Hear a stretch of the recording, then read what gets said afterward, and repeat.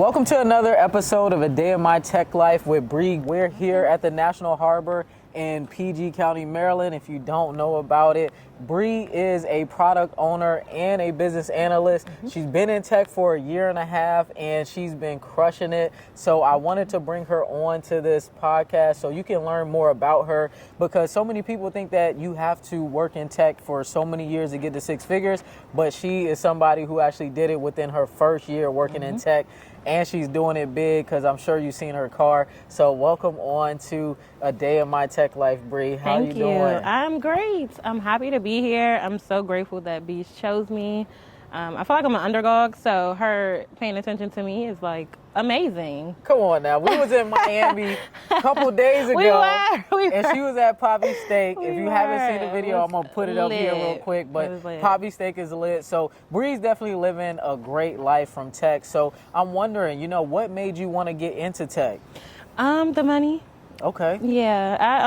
I had a child, and I'm like, I need to go bigger, what can I do to make more money in this economy? Being black, we don't have as many opportunities as everyone else. So it's like, what industry can I make the most money in? There's nothing wrong with that. That's why I got into tech. Okay.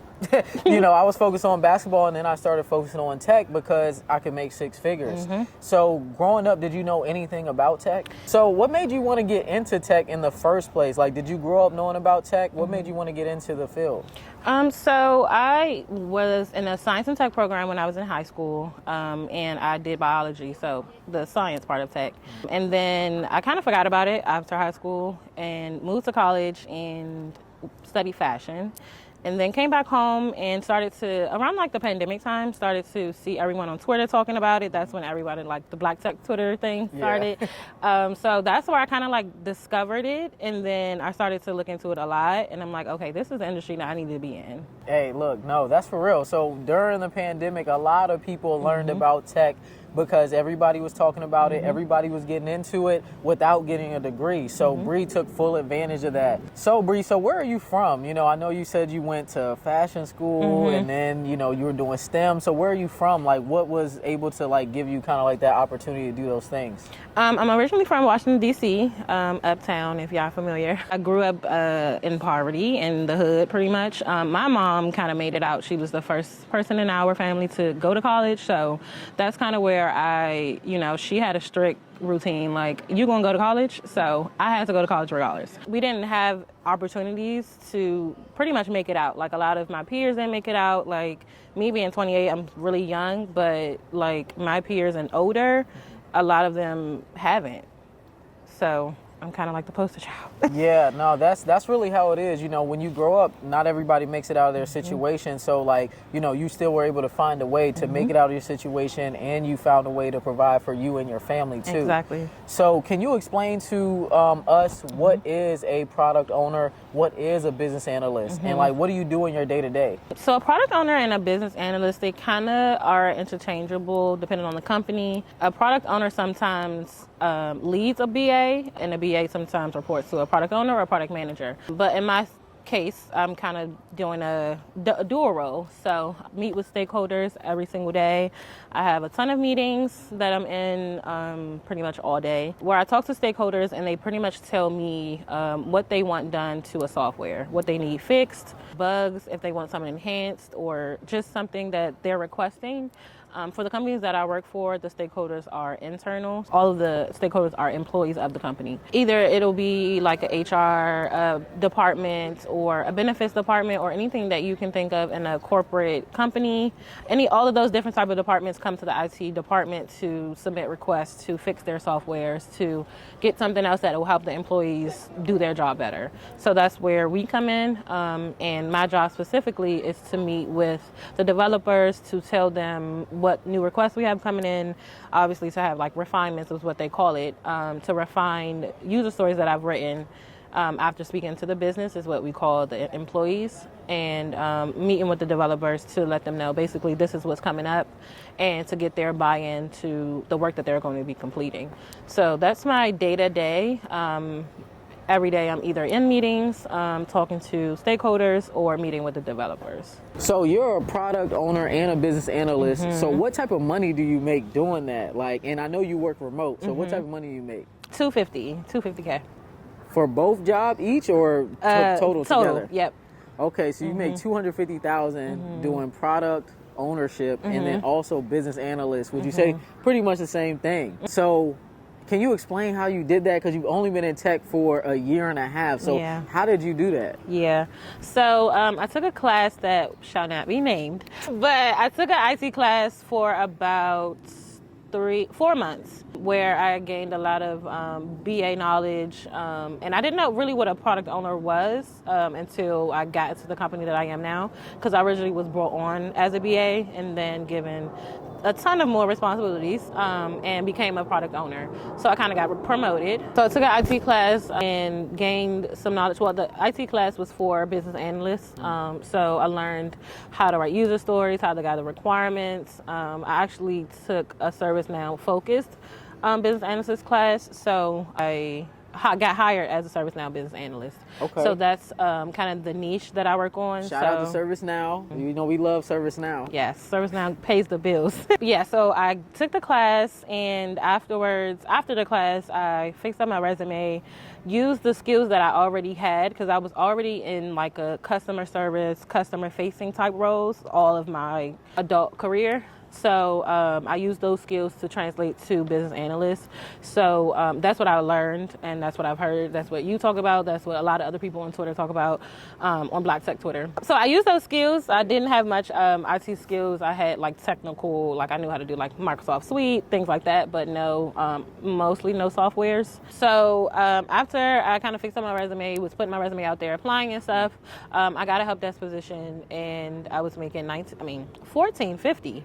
Okay. An hour. But I was excited to be in tech, so I'm like, okay, this is going to be my foot in the door. Yeah, so your first tech job was in help desk, and then you did a job hop, and then you got into product management? Well, BA? the story is a little difficult, but Okay. So I got in help desk, right? And then it was 2-ish months, and then my mom passed away. Sorry for So your I loss. took obviously I'm grieving. I left the job that I was at. I couldn't, function. And then I got back out there. Okay. And then I started to apply again and, get into the jobs that I really was aligned with. And then I ended up attaining the business analyst one. That was technically my second job, but I considered it my first big girl job because I wasn't really at the help desk one for a long time. And I left really quick, so I didn't really get to learn a lot. So I considered the BA one my first one. But it was my first big girl job because that was the biggest salary I ever had. So how much were you making though? How much were you making as a BA? For your So my first job? BA job was $97K. You made $97K in your first BA job? Yep. With no experience whatsoever? No experience. All I had was transferable skills, customer service skills. I did like social work, so I was like customer facing. I always dealt with customers in a different way, but never in tech. So yeah, pretty much no experience. That's crazy. So if people wanted to become a business analyst and maybe they didn't go to a program to learn it, right? Because you didn't go back to school to become a business analyst. You went and you did a tech program that taught you the BA skills. So if somebody wanted to get into BA or product owner, become a product owner today, what would you recommend them to do? I would say like I did use my transferable skills because as an adult, I'm sure everyone is in some type of field where you talk to some type of customer. Even if it's in the back end and you're dealing with tickets or something like that, some way you can translate into, I'm sure you have the skills to be a BA. If you can communicate well, if you can write well, you know how to ask the right questions, all of those things can be learned, and it's not something that you need to go back to school for, and it's not as hard as everyone say. Now, being a BA is hard because you're still technical. You're on the product side of the technical team, but you still have to learn the softwares. You still have to know how to translate it to the developers. You still have to be technical, so I would say having some type of technical knowledge is important, but a BA is definitely a good starting point to get into tech. That's dope. So you got into a BA role, 97K, right? And then how'd you get the product owner role? Like are you doing that at the same time? Or are you doing overemployment? What are you doing? You want to talk about that? Yeah. So actually the product owner position, I got promoted from BA to product owner. Okay. So that was in one position. So you had two BA roles. Yeah. Now at the same time right now. Yeah. Okay, and then you got promoted to a product owner. No degree, no nothing. Yeah. I have a degree. You got a degree? Yeah. We talked about that? I don't know. I said I went to college. You said that? Basically transition from fashion into tech. Right.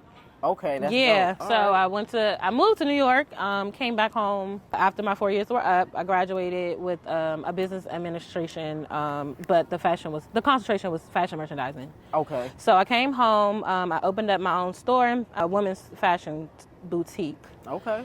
Had that for a few years and then went back into the corporate world because entrepreneurship is really, really hard. So I went back into the corporate world completely non-tech related, and a few years later then I got back into tech. Okay, all right. So so you do have a degree, but do. you did not go back to school to get a technical degree to become a BA or a product owner. Nope. So people can definitely get into doing BA or becoming a product owner without going back to school. So that's something I want people to know. And the big thing I want people to know about Brie is when she got into tech, she didn't stop trying to strive for more money, right? So many people try to tell me every single day, like, oh, you can't make six figures your first year in tech. And she making well over that 1.5 years in. Yeah, so shortly after I got my first BA job, my first big girl job that I could keep saying, I would say 3 weeks after I got my second job. So wow. I've been overemployed pretty much the entire time I've been in tech. So how do you juggle that? How do you juggle being overemployed your whole time in tech? Like, if you don't know what overemployment is, it's basically where you work two remote jobs at the same time. And then some people, they work as many as they want. So go watch the other episodes where the other guests talk about how they do overemployment too. But, how did you juggle that being brand new to tech and decided, I'm going to take on two tech roles because I want to do more? Honestly, I think it's just because I'm a hustler.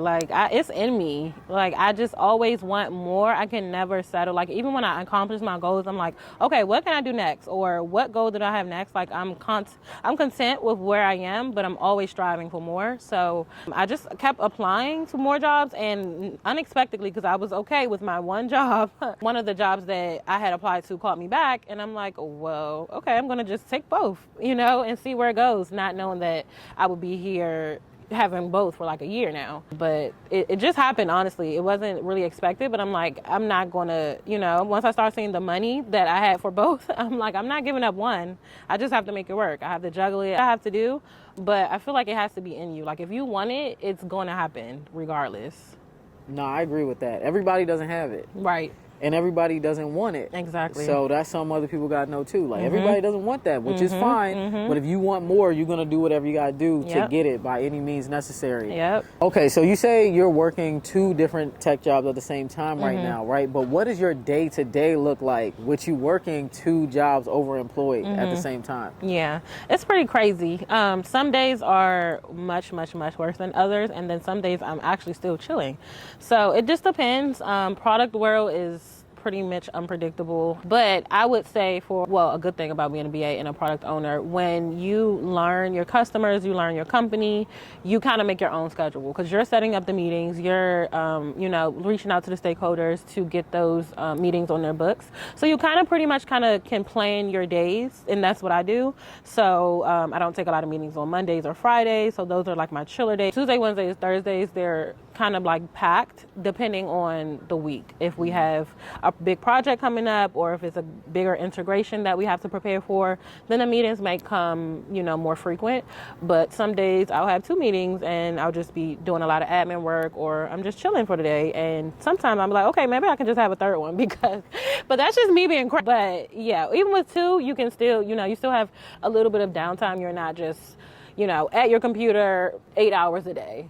16, but 8 hours a day. Right. So So with that, with the tasks that you do, right? So with those tasks, you said you do administrative tasks and you do meetings. So like, what do you do in those meetings, and what type of administrative tasks do you do on your day-to-day? So when I'm in meetings, I'm asking questions. Most of my stakeholder meetings, I'm asking questions for whatever they want the request to be. So one of the stakeholders I work with really frequently, so I know her pretty much now. So I'll ask her, okay, like, what's the new request coming in? What do you want the developers to do? What system is it going to be in? What module or whatever in the system? And then on the other side, my other job is ServiceNow based. So I'm asking them what fields do they need on a new request, what the workflow is. So it gets really technical. Whatever I need to get from the customer is what I'm asking in those meetings. So that's what we call requirements gathering sessions.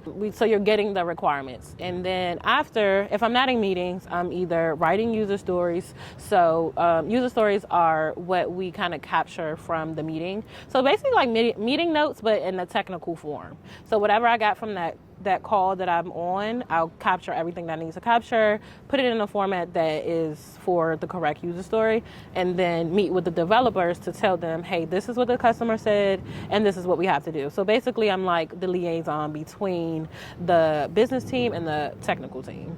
Okay, perfect. So I think now people understand what a product owner does and what a business analyst does. So that was a great breakdown. So you're making $250, working these two jobs. How has tech changed your life? Like, that's what I really want to know. How has tech changed your life? You've only been in the industry for a year and a half. Tech changed my life tremendously. It improved the quality of life for me and my son. I'm able to afford all the things that I couldn't afford when I first had my son. I had to Uber, I had to do Lyft. I had to do Instacart with my son. Like, I was just doing whatever I needed to do to provide for him. So it changed my life tremendously. Like, I didn't expect it to change this soon, this quick, but quickly, right? Yeah, almost happened overnight. But it was all worth it. Like, I would do it 10 times over. Like, my son is happier, I'm happier. We don't have to think about bills. Everything is set. I can send my son to a private school. Like, he go to a private school? Yeah, now? he goes to a private school. Oh, she's not playing. Yeah, she got the bag and she's like, look, my son going to private school. Okay, he needs the best of everything. Oh, I feel that. Shout out to my baby Aubrey. But yeah, it really changes my life. I am, I can travel. I mean, I always was a traveler, but I can travel like during the week. I can just take my laptops and go, as y'all probably seen on my Instagram. I'm everywhere with my laptops. If I want to take a trip and I don't want to take off, I'm going to work during the day and then have fun at night. So it gave me more flexibility. I can live the life that I was living, but a little bit better. A little bit better? A lot better. I'm lying. A lot better. A little bit better. A lot better. I'm lying, y'all. A lot better. Okay, Life is good. Better. Life is really good. Yeah, what Future say? Life is good. Life is good. Life's real good. You know what I'm saying? So now that you've gotten into tech, what do you think helped you level up your tech career the most?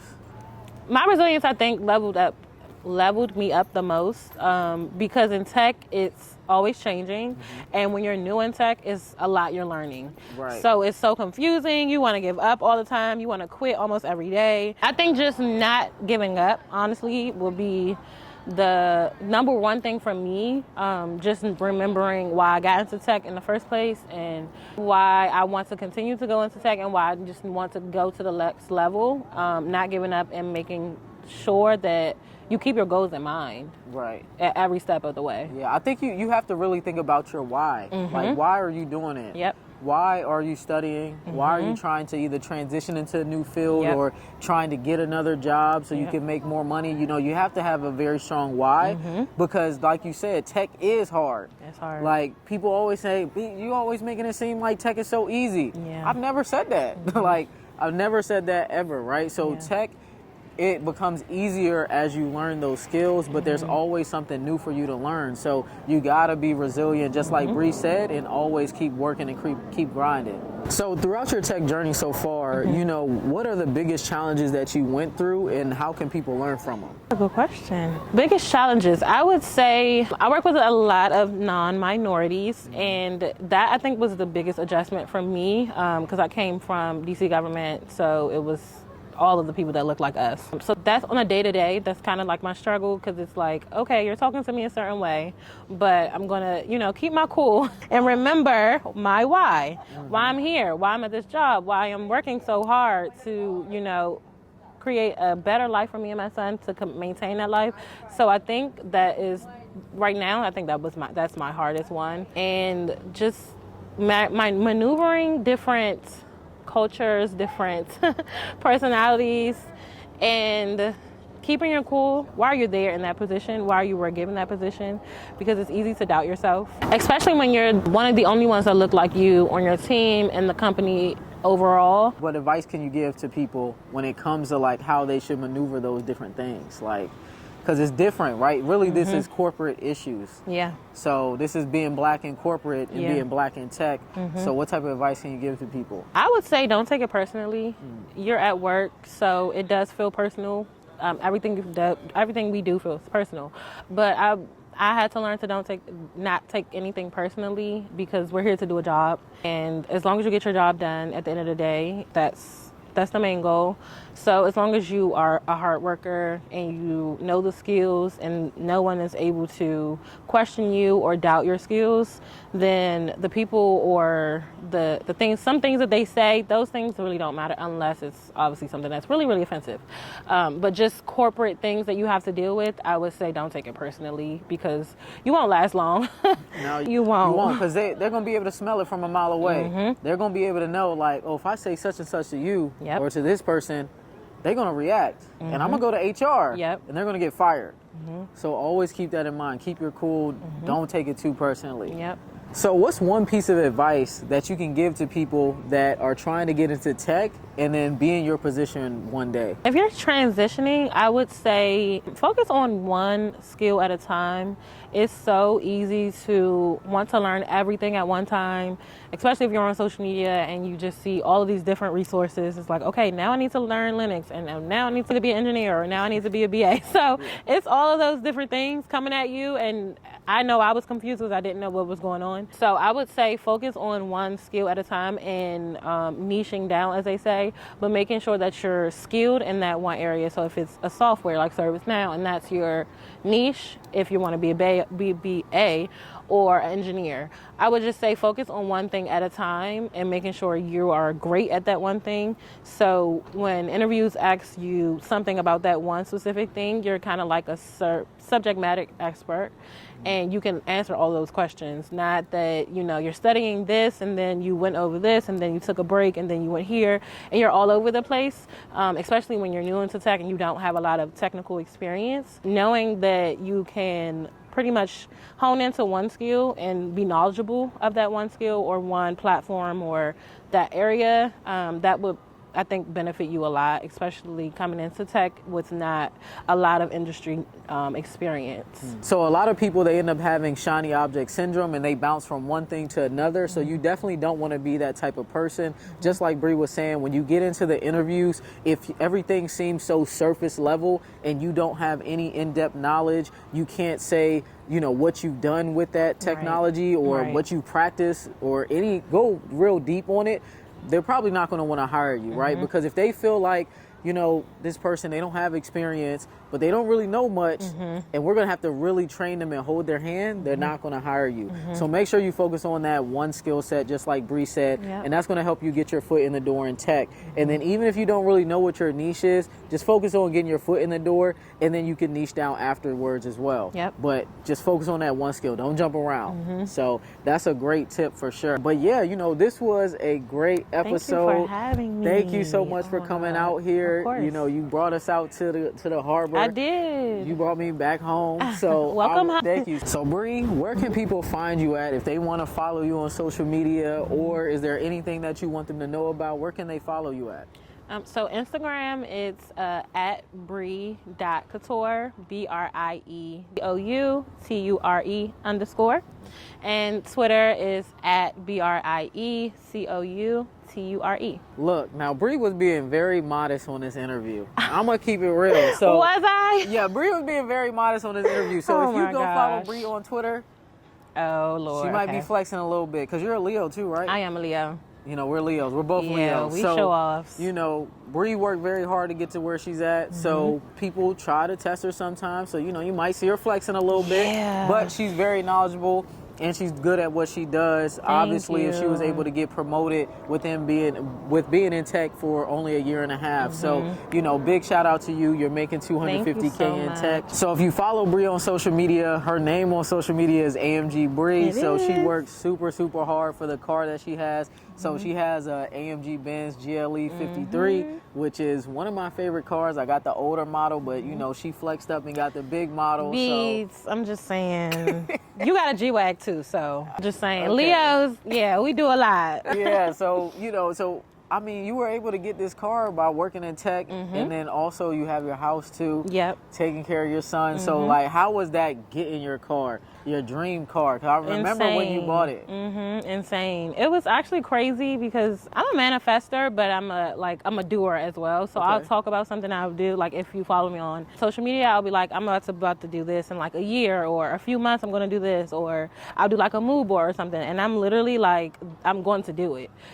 So that's how I was with my car too. Like I'm like, I want this car. I want a new car. I had like a 2013 Dodge Charger before.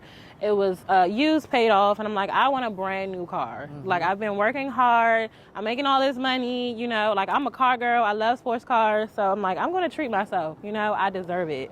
Yep. So I went to the dealership. This is my first time buying a brand new car. So I was scared out of my mind. Like I'm gonna buy a 6-figure car? Like no way. But I did it, and it felt amazing, and I love her. And in like a year or so, it might be Lambo Brie. I'm just saying. Ooh. So you heard it here first. Okay, flexed up. She said in a year or so, Lambo Brie. Does that mean you might pick up another role, or you gonna maybe? I think I'm gonna pick up another one. Okay. I think I am. Hey, look, you know, you work hard, you deserve it.